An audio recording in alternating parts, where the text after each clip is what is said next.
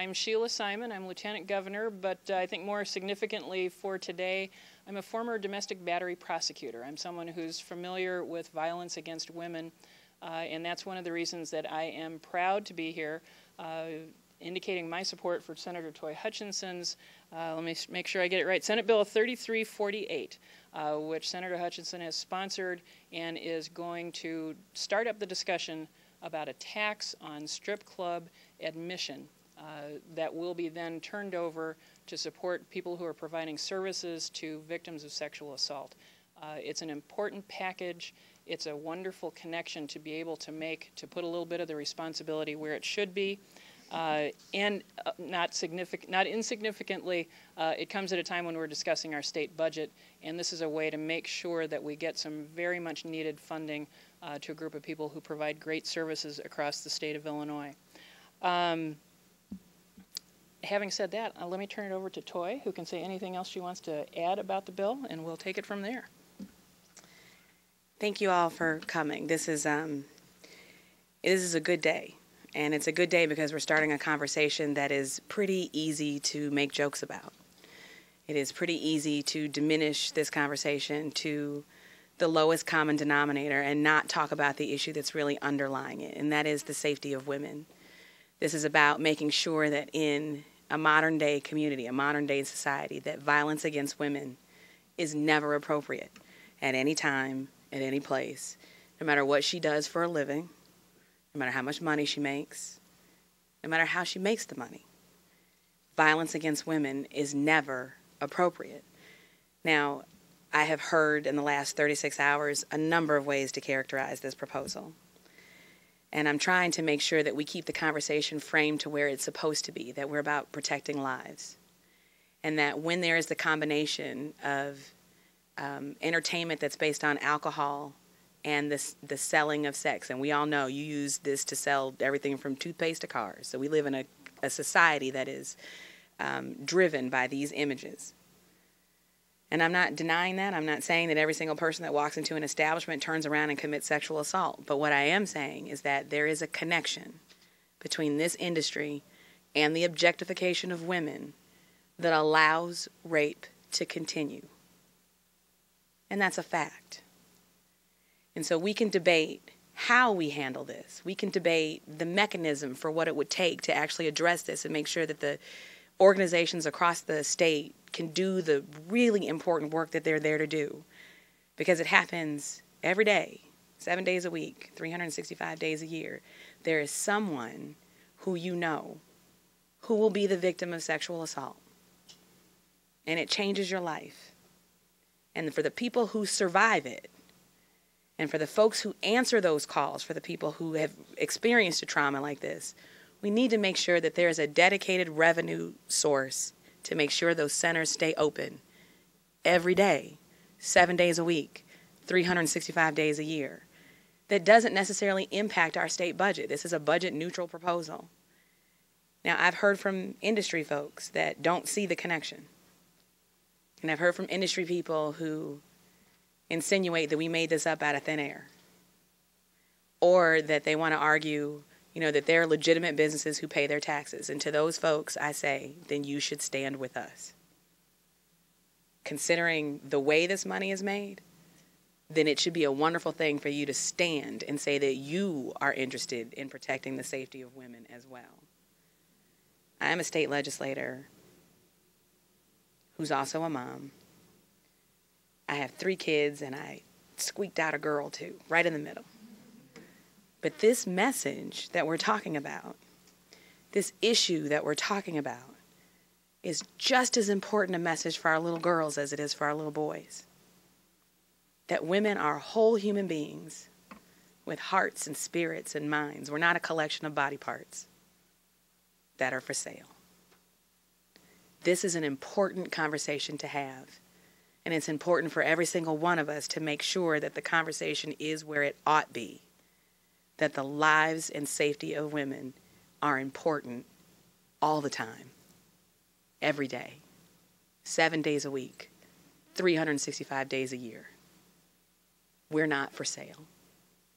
And that's why I'm sponsoring this bill. Now, in the last 36 hours, it's gone viral. And they've called it all kind of different names. And it's easy to make jokes about this. But there's nothing funny about this. There's nothing funny about this topic. So am I willing to stand up for the safety of women? Yes.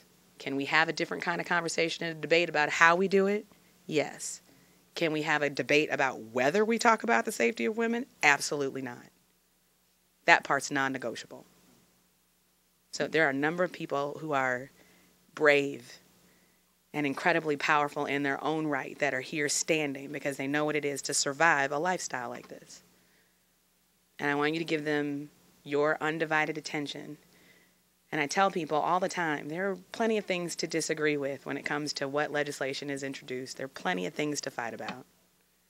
But when you look at these women, see the face of a human being who gets up every single day, takes care of their family, raises their children, pays their taxes, and they have the same right every single one of us do to live their life to their fullest capability. That's difficult after trauma. But there's nothing funny about this. So I'm excited about the conversation. I really am excited about the conversation. And it's a wonderful thing to be in a position where you announce something that gets people talking. Because no matter what happens this legislative session or any session after this, we started a conversation that's worth having. And I'm proud of that.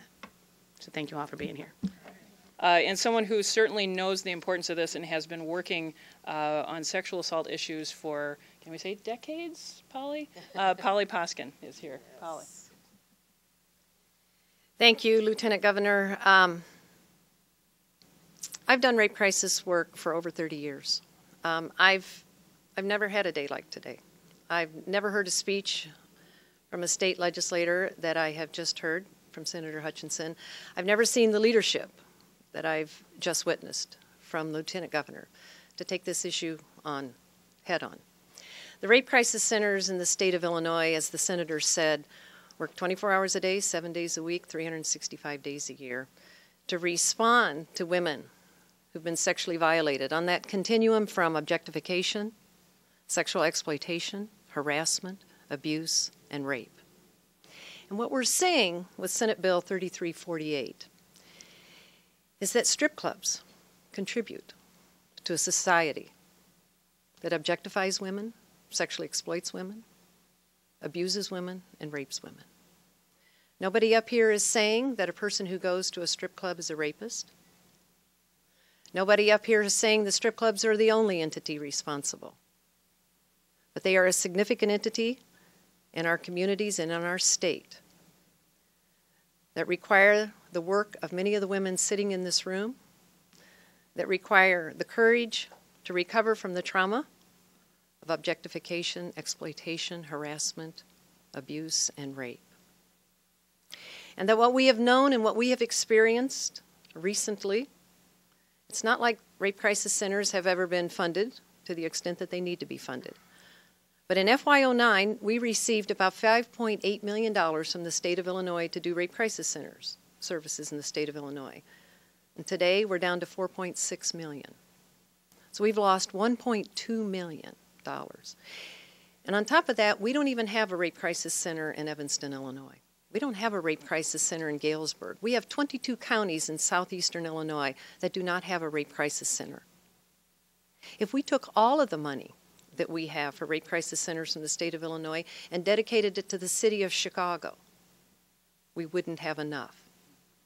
So what we're saying is that state of Illinois, we know you're in dire straits. State of Illinois, we're willing to do our share. So we're bringing you a revenue source so that the women standing here with us and the women sitting in this office will have the support, they'll have the resources, and they will have the commitment from the state of Illinois that these doors, as the senator said, will continue to be open. These hotlines will continue to be available 24 hours a day, 7 days a week, 365 days a year. Thank you. Well, hi, thank you all, and thank you for having us here today. I am Lynn Johnson. I'm Policy and Advocacy Director at Chicago Alliance Against Sexual Exploitation, and I really want to appreciate the leadership, particularly of Senator Hutchinson, who has been a champion for us and our work over the years, and so here we are at it again. CASE is an organization that directly addresses the people, businesses, and institutions that benefit and profit from commercial sexual exploitation. We are the lead organization on a campaign called End Demand Illinois, which is seeking nothing less than the complete transformation of how our community responds to the issue of prostitution and sex trafficking. What are we doing? We're trying to hold the people who buy sex accountable for the harm that they create and expand access to supportive services for prostituted and trafficked people so that they can have meaningful alternatives to the sex trade. It's a natural fit for End Demand Illinois to support Senate Bill 3348. Research has told us that the women working in strip clubs experience similar rates of physical and sexual assault as other women in the commercial sex trade. And we continue to see the same patterns, which is the arrest and rearrest of those women instead of holding the people accountable who are causing all of this harm. Senate Bill 3348 recognizes that strip clubs are causing harm to individuals and communities. And it asks a very simple thing. The profiteers, the people who benefit from this industry, should be the ones who are contributing to support the services for those harmed. CASE has long advocated for new resources to support rape crisis services, including our own city and county. And I'll mention that the city of Chicago does not support rape crisis services right now, but they will later. And we're proud to support this legislation and proud to be a part of the effort. Thank you. Yeah, there's a connection. There's a not too old study from Minnesota that studied folks who work in strip clubs and the crimes that are committed against them directly. And the evidence was overwhelming that they're victims of sexual assault, both while they're working and from people who follow them home after work. So there's that direct connection, and there's also the indirect connection of what goes on and how it affects all of us. Toi and I were just at a luncheon at the Art Institute, where there are beautiful works of art that feature plenty of people without their clothes on. I encourage my daughters to go to the Art Institute. I've taken them there. I would never encourage my daughters to go to a strip club because of the effect that it has on objectifying women and the larger societal message that that sends. How do you plan to enforce this and get people to truthfully report how many people are entering the club every day? Well, the state of Illinois has some experience in taxing.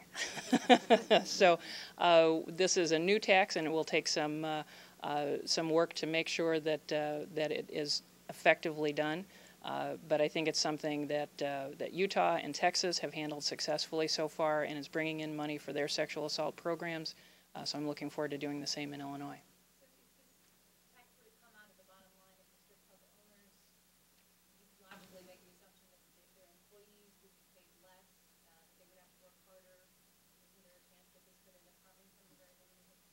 I think we need to work with the folks who are in this business and talk about those issues. But these are places that are often charging a covered charge now, so people are used to paying money when they walk in.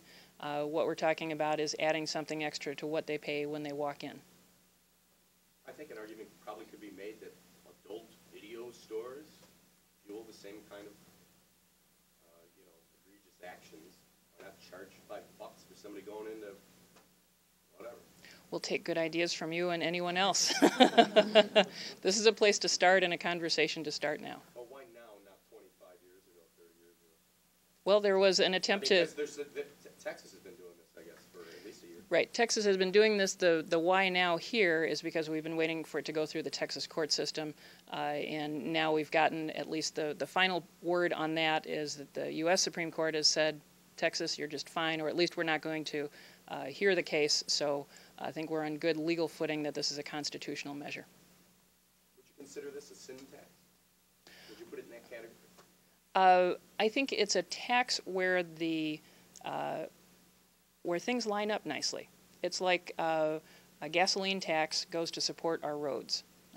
Those kinds of taxes are something where we can make those connections I think people are a little bit more comfortable with that, so I would put it in that category.